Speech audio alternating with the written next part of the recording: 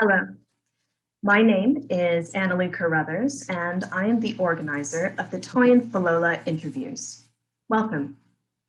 In this series, Dr. Falola, globally renowned scholar and professor, will interview scholars and policymakers whose work and research are particularly relevant for the African continent and its peoples, including the diaspora. Dr. Falola will also discuss the scholars' most recent books with them.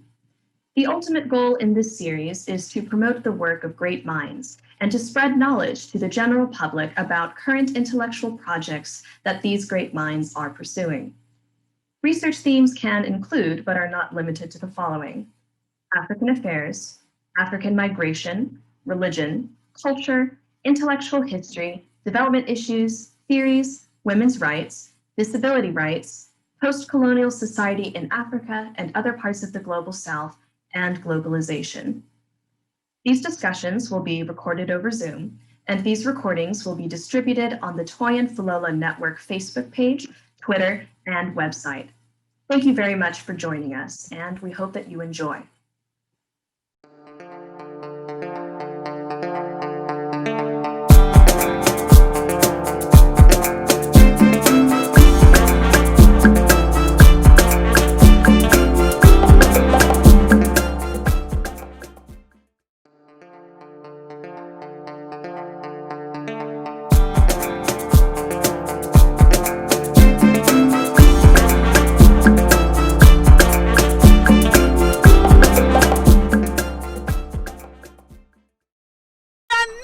Be intimidated. You walk around here, you see policemen and women with their guns. You see security agents with their guns. And I ask you, where are you when we are being kidnapped? Where are you when we are being killed? Where are you when Satan is pointing his fingers in our eyes?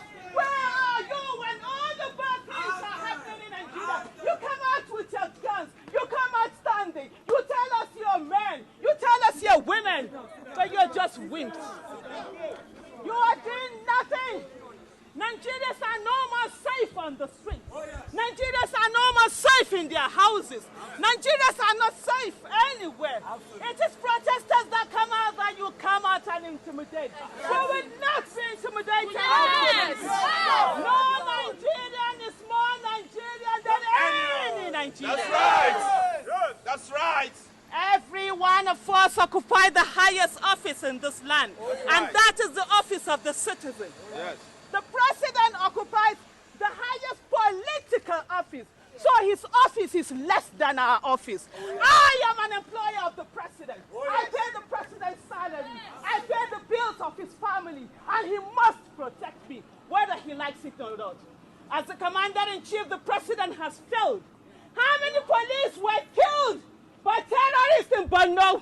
What have you guys done? Nothing. I needed to see my commander-in-chief Yes. be one. Soldiers I needed to see all of you go after Shekau and bring Shekau out. You're standing here with front of protesters. We have a win. And soldiers are being killed all over. Madam, your colleague has just been killed. Yes. What have you done Nothing. about it? Yeah. We all are suffering. And as you're waiting here, the next phone call might come and they will say they've picked your child. Yeah. What will you do? God will not forbid. You know why, madam? Because those people it happened to, they too pray. Yes. The only way God will forgive is by us using what God has given us. We cannot be praying. We cannot be a nation of praying people. We call ourselves the most populous country in Nigeria. Absolutely. Really? But when it comes to protest, we are the least populous country. Absolutely. Because we have cowards as citizens. Oh, yes. People who are afraid to die. Are we living in Nigeria? No. Is this life? This is not life. I spent 7 months in the UK. I just came back 2 weeks ago. I just finished my 14 days quarantine. You know what? I wasn't treated as a slave in another man's land.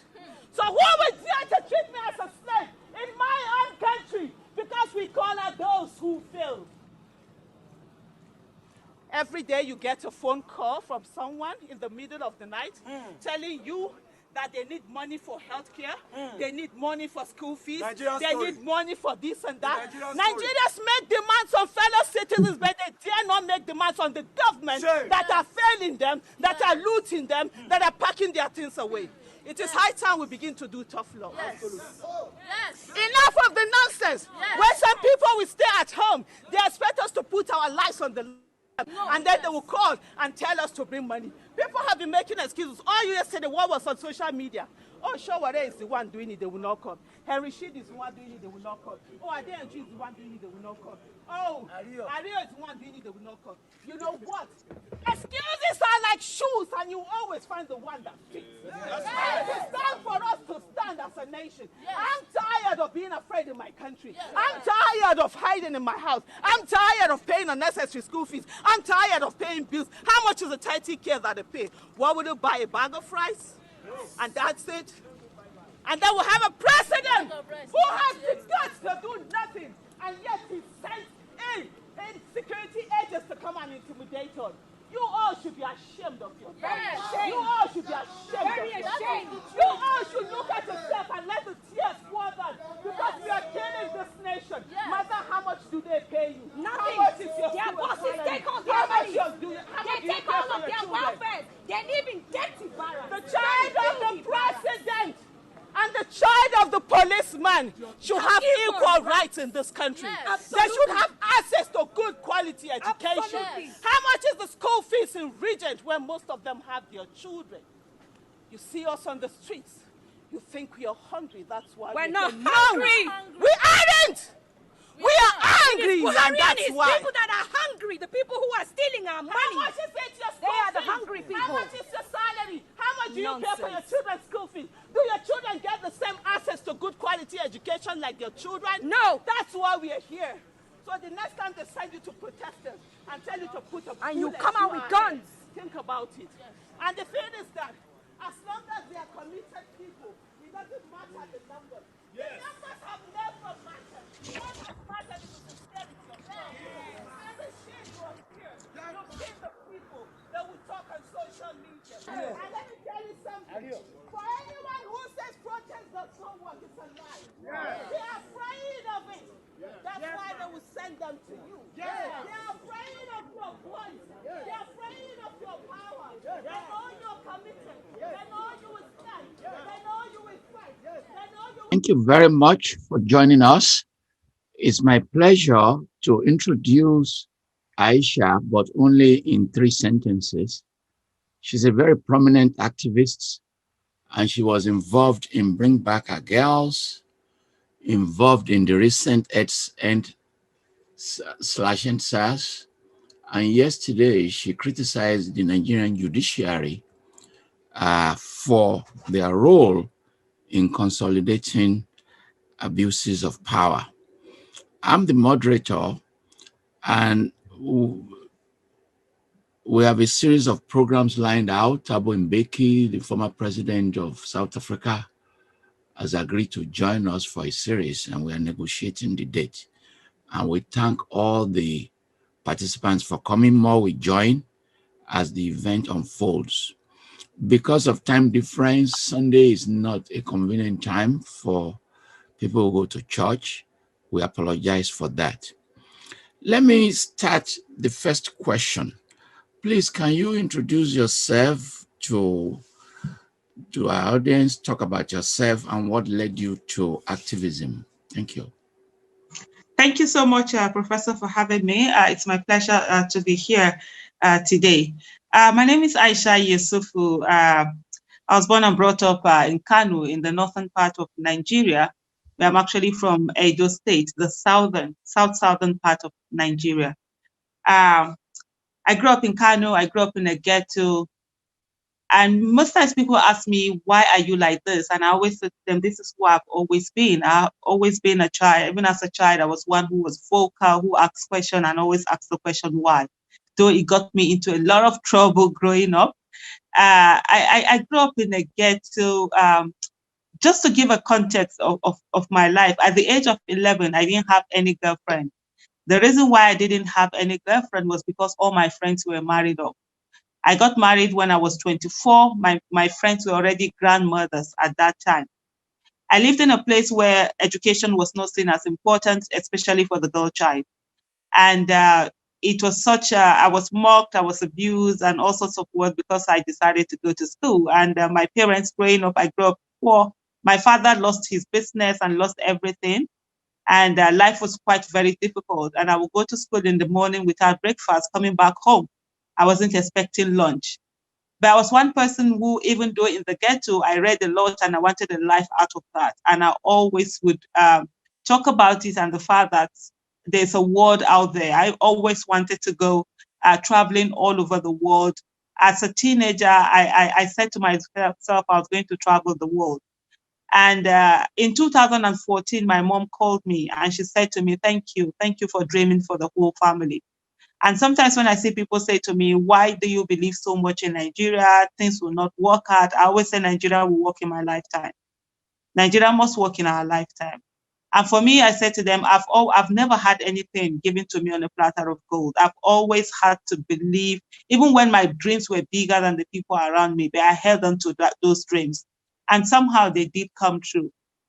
So growing up in a place called Konahudo in Kano, which I like to call the Ajegule of Kano, it resonated with me when Chibok girls were abducted, and I realized that was who I was as of the time that the Chibok girls abduction happened in 2014. That was 23 years ago. I was also writing the same exam. And I said to people, if I was taken away, my parents would never have been able to say anything. They wouldn't have had a voice to speak out to make demands. Because we live in a country where if you're poor, you're faceless, you're nameless, you're voiceless, and you're not seen as a human being. The only time that you're important as a poor person in Nigeria is only during election when they need your thumbprint. And they don't see you as a whole human being. What they see is the thumbprint.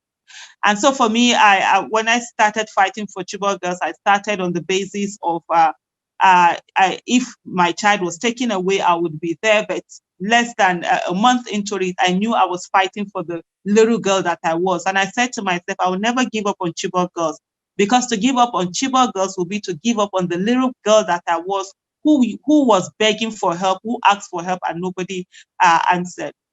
Growing up poor, I knew I needed financial independence, and I worked really hard for that. And December 2013, 12th December 2013, I was 40. That was my 40th birthday. And I realized that I had become the problem of Nigeria. How did I become the problem of Nigeria? By my silence.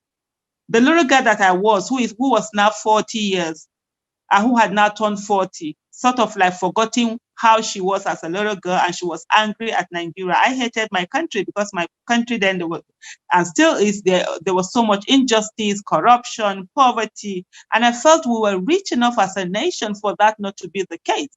And I was always mad at the adults around me who seemed to do nothing. And here I was on my 40th birthday, I realized that I too had become that adult who wasn't doing anything. And I said to myself, never again will I keep quiet on national issues. At this stage, I have gotten my financial independence, and I knew I needed to focus on what was happening in the nation. And 4 months after, Chibok girls happened. And that was when I came out to speak on national issues for the first time, and I haven't looked back since then. Thank you.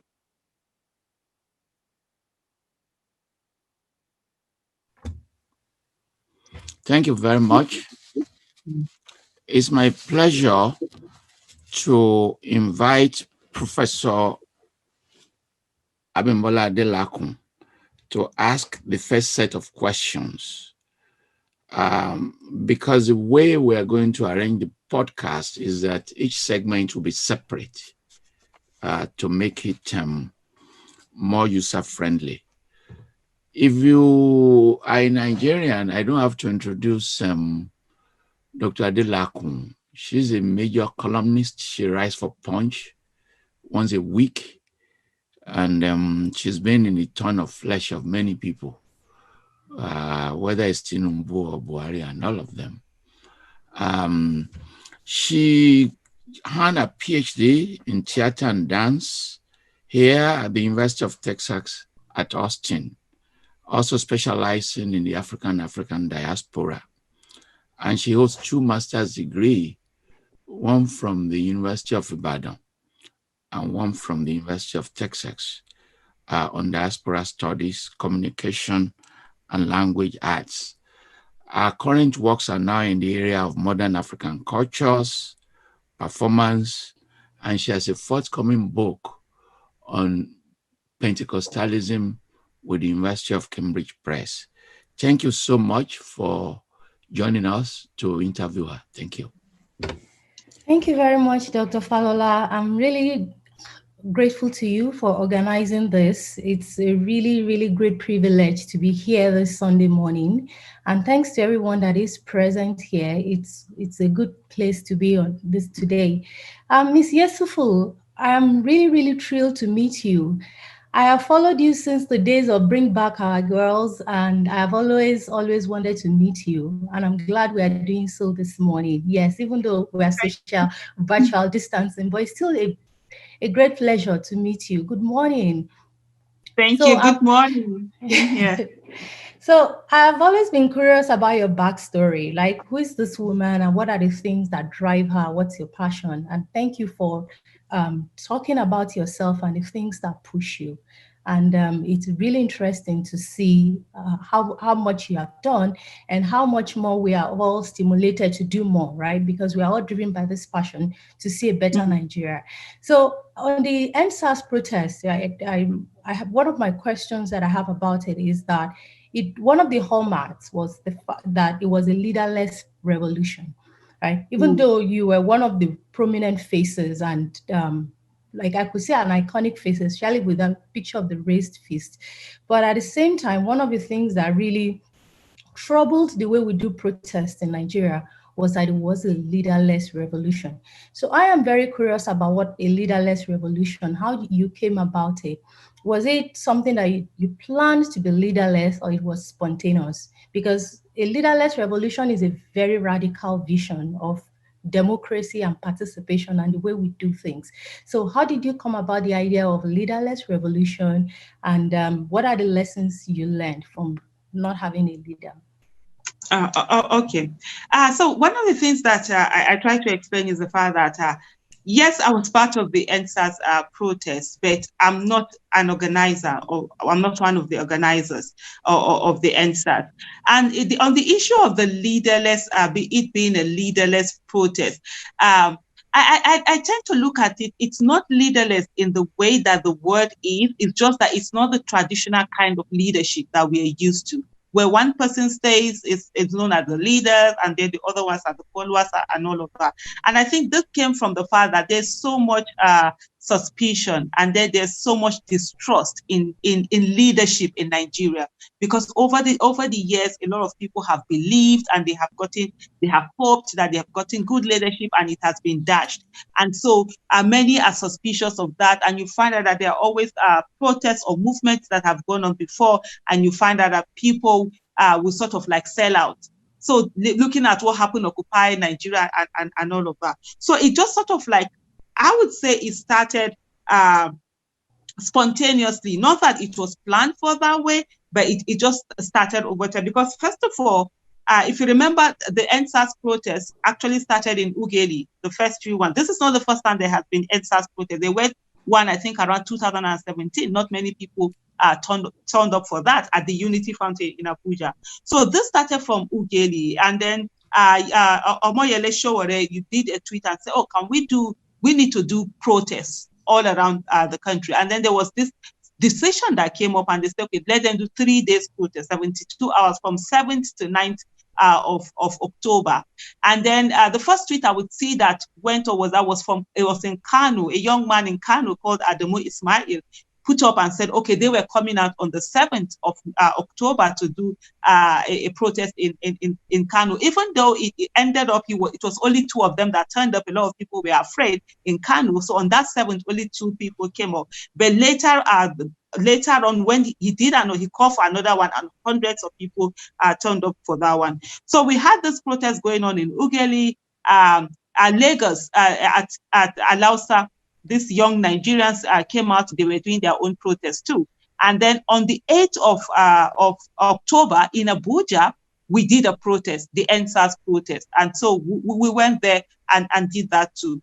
When we finished that, on the night, another group of young Nigerians came out, and ironically, they actually formed their WhatsApp group at 2 a.m. on that day. And then later in the day, they came out and they did that protest. And that was when police attacked them in Abuja. They tear gassed them and they chased them away. So I didn't even know that protest was going to go. So I was called and I was informed. So when we heard that they were attacked, Dr. Obi called me and said, "What's going on here?" She wasn't even feeling very fine. And then we went to see the IG of police, myself, Dr. Obi Ezekwesili, and Maureen Kabrik. We had a meeting with him and we said, why were protesters why are they being attacked? This shouldn't happen. And of course he was like, oh, okay, no. He even called the commissioner of police in Lagos, and then I can't remember which other commissioner. We shall have the whole of that talk. But before then, like the video that was played, that was on October 1st when we had a protest. So the next day, the Abuja youth said they were still going to come out. And that was when I joined them at that protest. And I went with them, even when I was at the protest, because this is, like I said, the NSAS protest is strictly a protest of the youth. They organized it, they did this, all the organization, everything came from them. I sat at the back almost throughout that day. It was when the police wanted to attack them that I now moved to the front. And I stood and I said to the police, you can't do that to them. And if you're going to put a bullet through to them, you have to put that bullet through me too. And so that sort of like went on. And then at the Alausa, the protests were going on. And before you knew what was happening, there was all of the protests coming in. And then the feminist coalition came up with that organizational structure where we saw the organization, they took care of welfare, security, and all of that. Okay, thank you very much. So on the leaderless revolution, still a second question, was that one of the criticism was that when government wanted to talk to people, there was no one to talk to because everybody kept saying, we have no leader. Was that, in retrospect, was that a positive or a negative? Because it's a criticism that keeps recurring in all the post-mortem NSAS protests. So one of the things that I said in the video that was played earlier, I said, look, excuses are like shoes and you always find the one that fits. And so when people are looking for something that they can hold on to, they will always find an excuse. Yes, like I said, the movement, they were all leaders in that movement. They didn't have the traditional kind of movement. But the NSAS protesters were always at the negotiating table. So first of all, when the protest started, there was silence from the government.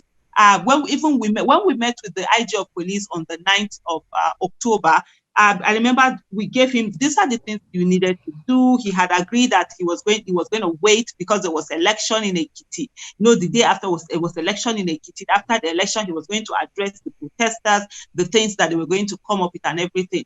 But yet it was on the 11th of October that the IG of police finally addressed the issue and said that the SARS had been disbanded.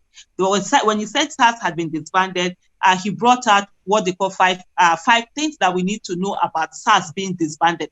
On that same 11, a movement that supposedly doesn't have leadership came up with their 5 for 5. And they had their 5 for 5 demands. So when you're talking about a negotiation, it's no longer the traditional one where everybody has to be at the table.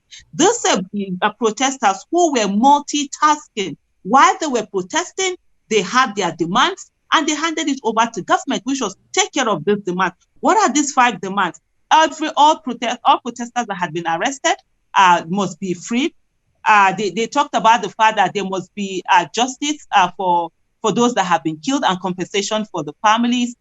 There should be police increase in salaries. There should be what was the other thing now? Psychological evaluation for members of SARS before they are even taken to other units, because the police had said that they will be deployed to other units, and they insisted that you need to mentally evaluate, psychologically evaluate them first before taking them there. And then, of course, also prosecution of the officers that had been found wanted. These were their 5 demands, nothing more.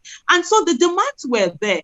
And the president, they said they had accepted the demands, but they said, even while the killings were going on before the protest, the killings were going on during the protest, and the killings have been going on after the protest. The harassments were going on before the protest, during and after the protest. And the protesters said, look, we are not saying sincerity of purpose here. This is not the first time that SARS has been disbanded. SARS was disbanded in 2017, December. It was disbanded 2018, 2019, and here, at one time, the name was changed from SARS.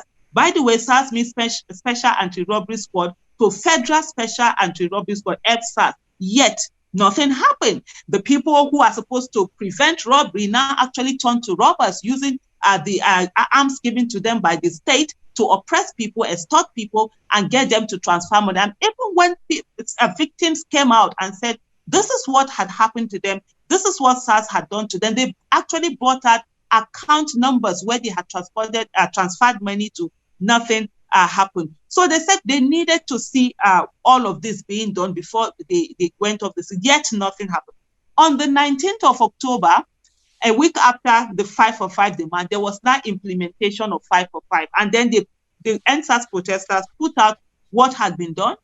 They put out the things that they needed to be done, what they wanted now, what they wanted in the short to mid-term, and then what they wanted in the mid to long term. So you see, it's not, there was leadership. They were actually working. They were coming to the negotiating table. It's the government that was making all sorts of excuses. And if you tell me, and I would tell you candidly, that it was the Nigerian government that didn't have leadership, and up till now, the Nigerian government hasn't shown any leadership. It's not the NSAS protesters.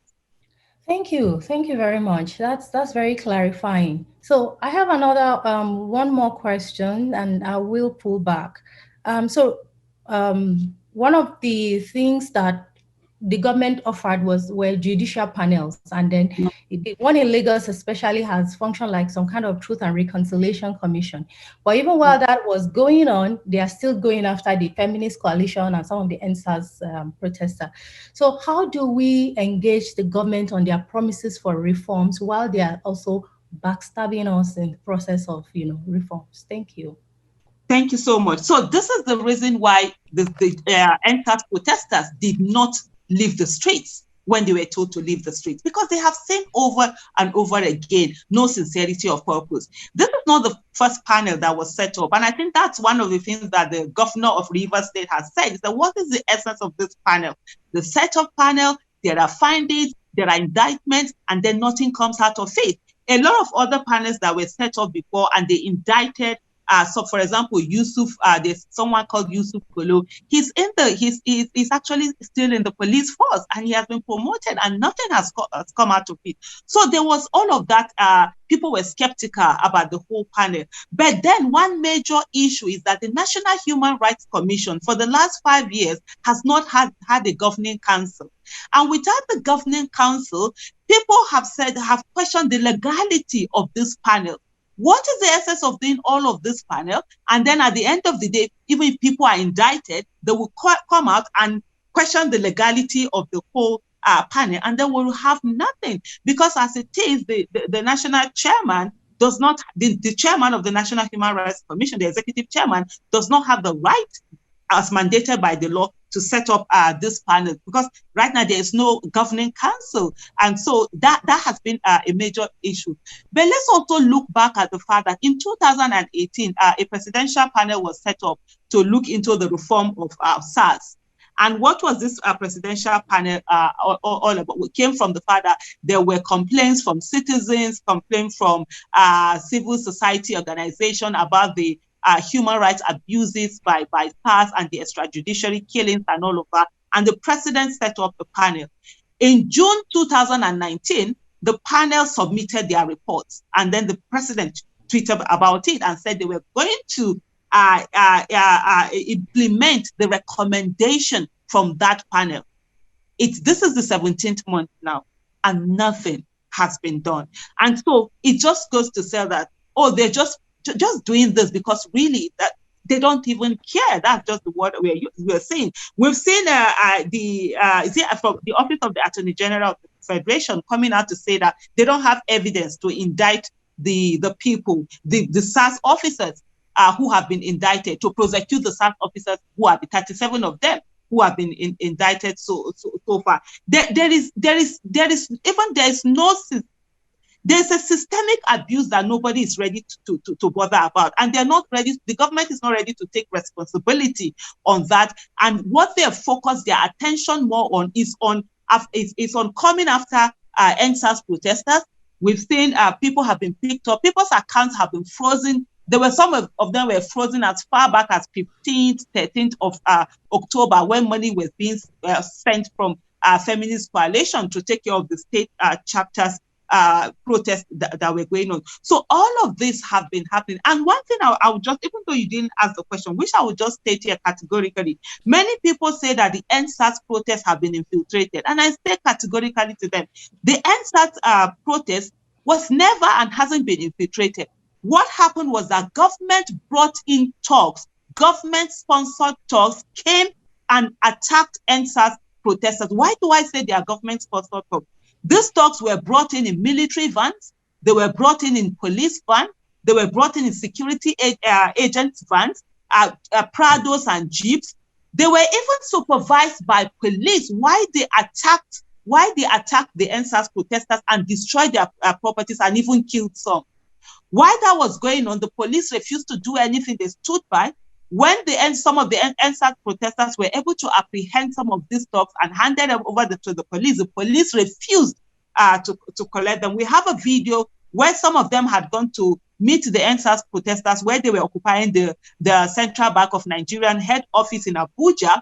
And they came in and they destroyed their vehicles, even burnt a van over there. They even had wanted to destroy other buildings, but in that vehicle, you could see the people who brought them, calling them in. And all of this was done under the supervision of the police that is supposed to be law enforcers. They became lawbreakers and supervised those who were also breaking law. And at the end of the day, these talks went through, and they started destroying things in the country. And I see the government, as much as possible, trying to put the blame on the protesters. No, it isn't. And finally, I would also say we have seen the kind of government we have, where there's no sincerity of purpose, where they will try to gaslight everything, where they will deny things and then come and change them. We saw what happened, the massacre that happened on the 20th of October, 2020. The military said, first of all, they weren't there. Later, they said they came at the calling of the Lagos State governor, and then they said, "Oh, it was blanks." They shot. The Attorney General of the Federation have come to say, "Oh, it was hoodlums in military uniform that were there." All of this have continued to happen. There's no sincerity of purpose. Even the panel that was set up, we saw when they wanted to go to the morgue of one of the military hospitals in Lagos, and they were refused entry into to go and check the morgue. So at the end of the day, we really wonder whether this panel we give justice to the people who deserve justice. Thank you very much. I could go on and on. I have so much to ask you, but my time is off, so I have to cycle back to Dr. Falola. Thank you very much, Thank you. Finally, a pleasure to see you. You look different from the big picture that I'm used to seeing. Well Thank done. you. Great. So good to see you. Okay. Thank you. Thank you. We go to Canada to bring a Professor Temitope Oriola, who it's my brother. I know him from video. It's my video brother. Was also involved in the Bring Back Our Girls. Now editor of the Journal of African Security, professor, University of Alberta, and is famous there. He's received the Governor General Academic Gold Award, and has done important books and essays. One of the ones I enjoyed very much is The Politics of Kidnapping Oil Workers, and he wrote a manuscript on Boko Haram as well. Thank you so much, Professor Oriola, for joining us. Thank you. Thank you very much, Professor Toyin Falola. I appreciate being here, and thanks to everyone for joining. I can see a number of faces. Adria, Sanu. Well, it's a pleasure seeing you. Yeah, it's good to see you once again. For full and proactive disclosure for members of the audience, I met Adria Aisha as far back as 2015 while conducting research on the BBOG. And as a participant observer, we went on multiple marches on the streets of Abuja, and I had the pleasure of interviewing her on multiple occasions. So this is a bit of an informal reunion. It's so good to see you, Adria. Thank you. Yeah, you're welcome. I'd like to start off from the BBOG advocacy and create, if I may, a link, and if there is any, between that and the NSAS movement. Do you see any link between the Bring Back Our Girls advocacy and the NSAS movement? Absolutely. The link that I see is that of resilience, and that of where people understand that they can stay on and they can make demands, and that they have a voice. So for me, just meeting some of the NSAS protesters, and they keep talking about the fact that, they kept seeing us coming out, even though we were attacked severally. We refused to go home.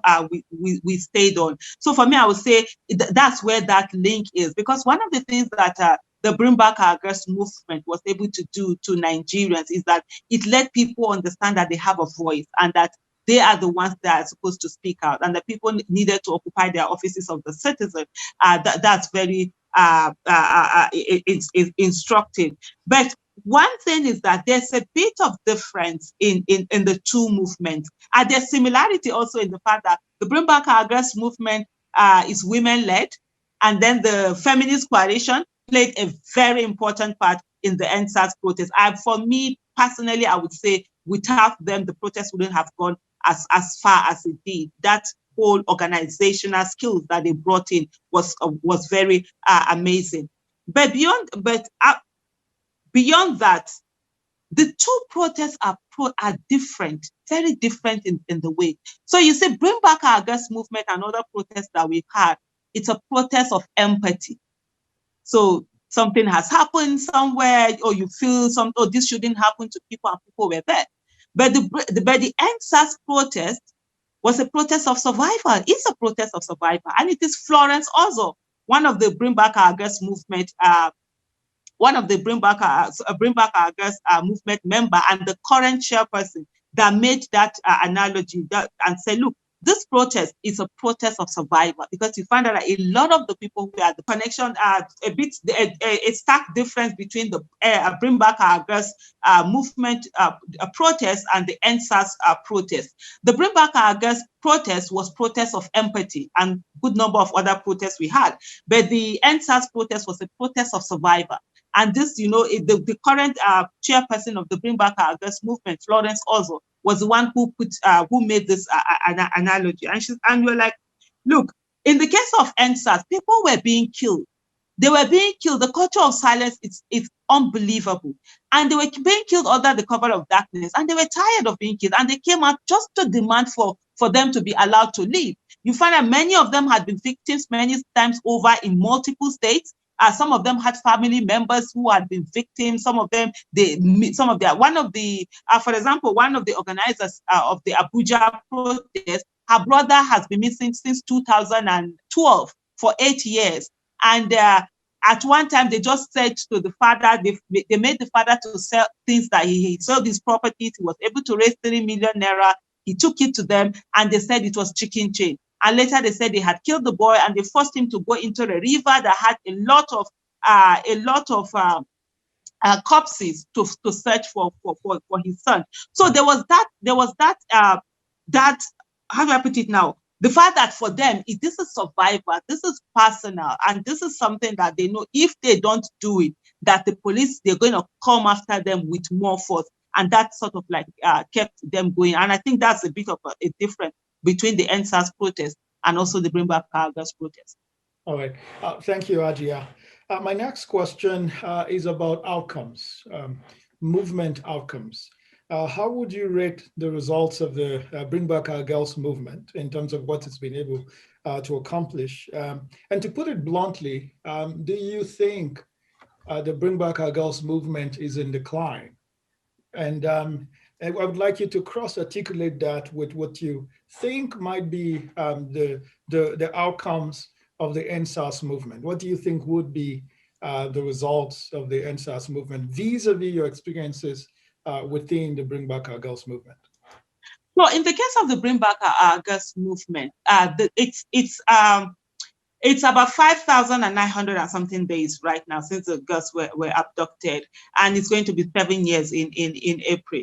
One of the things that the government have done is that they have not bothered to listen, and the government has moved on. Even though the Bring Back Our Girls movement, we've continued, we're still out there, we're still making demands. These street protests, the sit-out that we normally have, was stopped because of the pandemic, during the lockdown. But the government hasn't bothered to do anything. And one of the reasons is because citizens allow them not to, because people feel that it's none of their business, it doesn't concern them. And that's the reason why I always say to people, yesterday's victims were once survivors. Today's victims were yesterday's survivors, and tomorrow's victims would be today's survivors. The question always is, who is next? And I also remind people, like, the victim card is going around in Nigeria, and sadly in Nigeria today, being a victim is no longer a matter of if, it is a matter of when. And so people need to understand that this affects us all. In terms of the outcomes that have come, there has been a whole lot. First of all, is this awareness that it has created amongst people, understanding the value of their voices. And you find out that there have been a whole lot more agitation, people demanding for their rights in one way or the other. That has really gone on in Nigeria. And you see, most of them were attributed to the fact that the resilience of the Bring Back Our Girls movement, and just seeing us being on the streets all the time, making demands and all of that. Bring Back Our Girls movement, I think, is the longest standing movement in Nigeria for now. And so that came up. And then we have 107 Chibok girls that are back. 276 were abducted on April 14, 2014, and 57 of them escaped immediately. But then it took 2 years before the first girl was found, Amina Ali, in Keki. And today we have 107 of those Chibok girls back. 112 of them sadly are still in captivity, and we're always making demands for them, because for us, we say it is not a privilege for them to be rescued. It is their right as enshrined in the Constitution of the Federal Republic of Nigeria. And we've had also I think you were part of some of the marches we had for the oil, those that were taken away, that went for exploration of oil, the Unimed lecturers, the Lassa women. All of these are some of the demands that we made consistently, just being on the street. There were times that we were marching every day just to ensure that the government listened, and some of them have been brought back. We also have something like the missing persons register. Even though it's not fully operational the way it should have since 2015, July 8, 2015, we handed that to the current president. In 2014, we tried to give it to the president. Of course, the president then never met with us. We gave it to the representatives.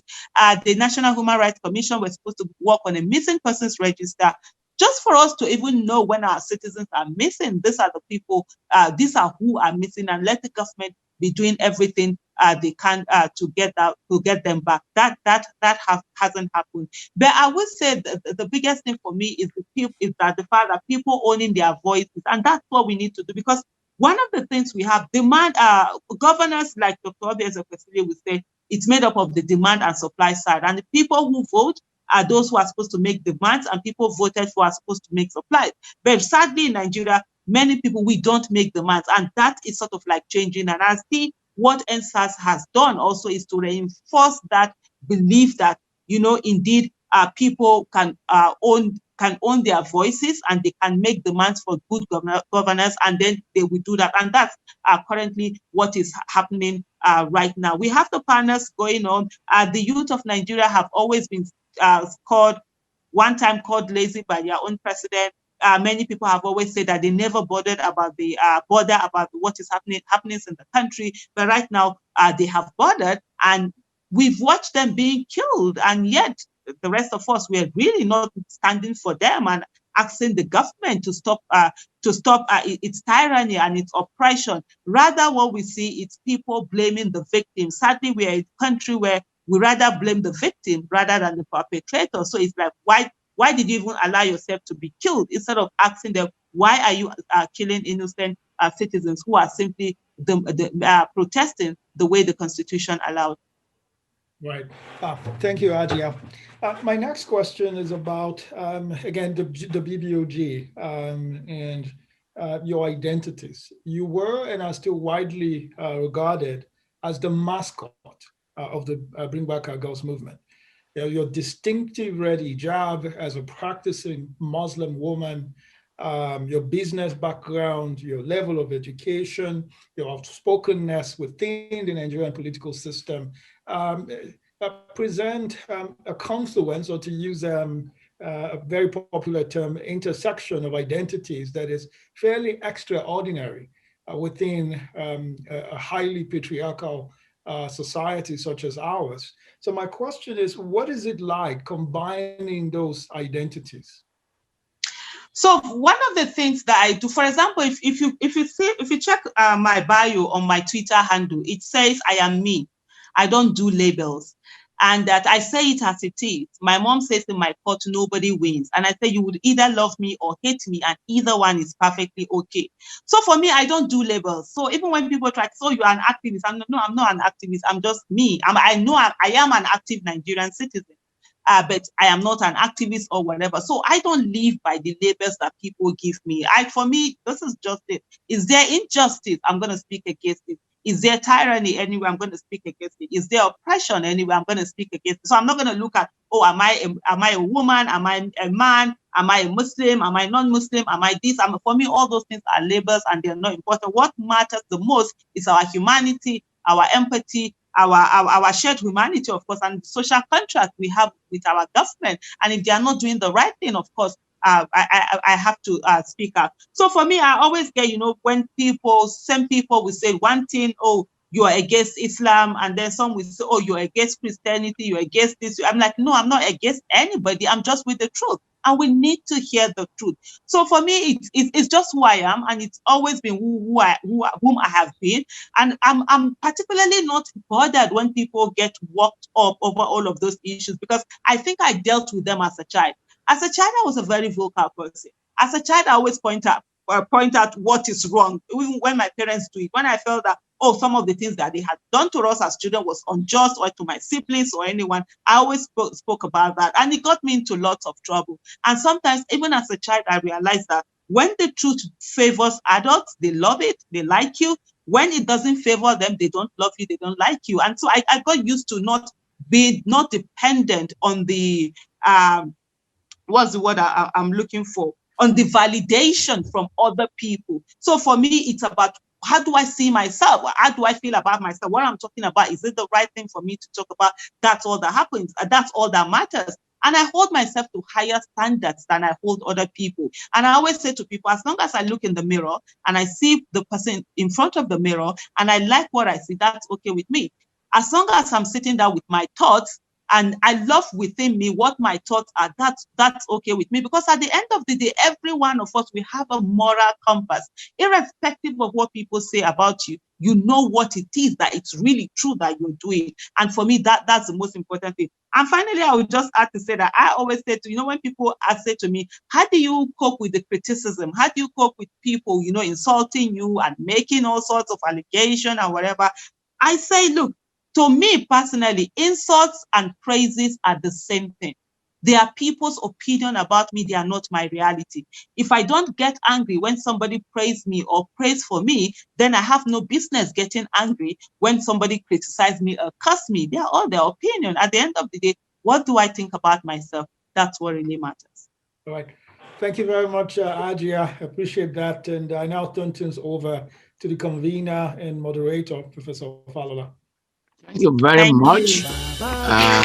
Very grateful by keeping to time.